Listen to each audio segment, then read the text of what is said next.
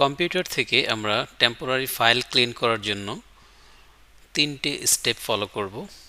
তো শুরুতেই আমি উইন্ডোজ আর প্রেস করব।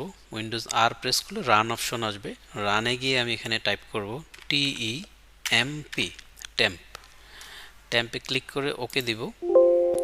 ওকে দেওয়ার পর কন্টিনিউতে ক্লিক করব। তো এখানে আমরা দেখতে পাচ্ছেন আমাদের বেশ কিছু টেম্পোরারি ফাইল অর্থাৎ 166 আইটেম অপ্রয়োজনীয় ফাইল এখানে রয়েছে। তো এই ফাইলগুলোকে আমি সবগুলোকে সিলেক্ট করার জন্য কন্ট্রোল A প্রেস করব। কন্ট্রোল A প্রেস করার পর মাউসে রাইট ক্লিক করে শিফট ধরে ডিলিট প্রেস করব। শিফট ধরে ডিলিট প্রেস করলে যেটা হবে পার্মানেন্ট ডিলিট হবে, এবং টিক চিহ্নটা দিয়ে আমরা এখানে স্কিপ ক্লিক করব। তারপর আবার টিক চিহ্ন দিয়ে স্কিপ করে দেব। কারণ হচ্ছে এখানে কিছু ফাইল হয়তো রয়ে যাবে যেটা আপনি বারবার ট্রাই অ্যাগেন দিলেও ডিলিট হবে না। তো এইগুলো আমাদের একটা পার্ট। সেকেন্ড পার্টে গিয়ে আবার আমরা উইন্ডোজ আর প্রেস করব এবং এখানে টাইপ করব %TEMP, তারপর আবার %। তারপর ওকে। ওকে দেওয়ার পর এখানে দেখতে পাচ্ছেন বেশ কিছু আইটেম রয়েছে, যেমন 256 আইটেম। সেমভাবে আমরা কন্ট্রোল A দিয়ে অল সিলেক্ট করব। অল সিলেক্ট করার পর সিলেক্টেড যে কোনো একটা ফাইলের উপর রাইট ক্লিক করে ডিলিট।